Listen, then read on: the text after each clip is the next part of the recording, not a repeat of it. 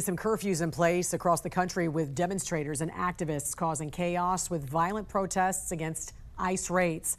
Joining us now to discuss this and more is President of the National Border Patrol Council, Paul Perez. Paul, great to have you on this morning. Thanks for joining us.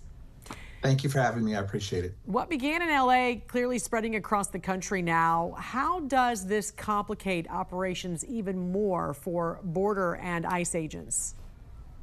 Well, what it does is it takes us off being able to do strictly the enforcement arrests that our agents and officers were engaged in. Now we have to go into force protection mode and protect our officers, our agents, and our buildings. So this is something that is completely unnecessary, but the Democrats are allowing it to happen in these blue cities and states, and it's something that President Trump is not going to tolerate.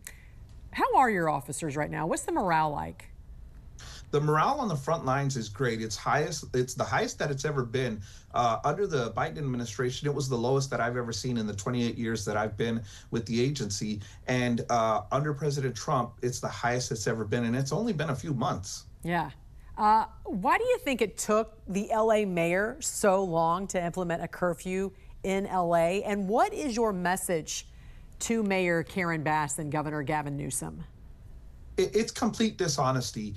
Anyone who refuses to condemn the violence, the rioting that's going on, these protests are everything but peaceful. And so I think it's purely politics. There's no other reason for them to look at what's going on and refuse to condemn it and refuse to act. The federal government under President Trump's leadership stepped up because we are not going to allow the chaos that happened under the previous administrations when they allowed the cities to burn. We're not going to have that on our watch.